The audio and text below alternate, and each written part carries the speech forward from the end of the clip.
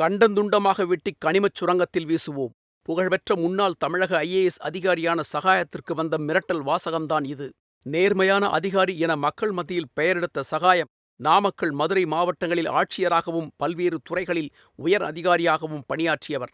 சென்னை உயர்நீதிமன்ற உத்தரவுப்படி சட்டத்துறை ஆணையாளராகவும் பொறுப்பு வகித்துள்ளார். மதுரை மாவட்ட ஆட்சியராக இருந்த காலத்தில் கிரானைட் குவாரிகளில் நடந்த ஊழலை வெளிச்சத்திற்கு கொண்டு வந்தவர்.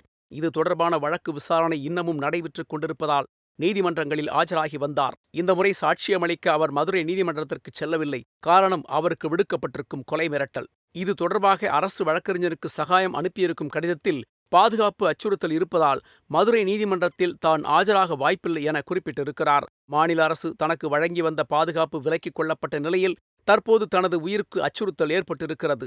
தனக்கு வழங்கப்பட்டு வந்த பாதுகாப்பு விலக்கிக் கொள்ளப்பட்டது தவறானது, முறையற்றது. கிரானைட் குவாரி முறைகேட்டில் ஈடுபட்டவர்களின் கடந்த கால செயல்பாடுகளை கருத்தில் கொள்ளாமல் தனக்கு மாநில அரசு கொடுத்த பாதுகாப்பு திரும்பப் பெறப்பட்டது முறையல்ல என்றும் கடிதத்தில் சகாயம் தெரிவித்திருக்கிறார். தனது உயிருக்கு அச்சுறுத்தல் இருப்பதை நீதிபதியிடம் தெரிவிக்க வேண்டும் என்றும் சகாயம் தனது கடிதத்தில் குறிப்பிட்டுள்ளார். இது தமிழக அரசியல் வட்டாரத்தில் பரபரப்பை ஏற்படுத்தியிருக்கிறது.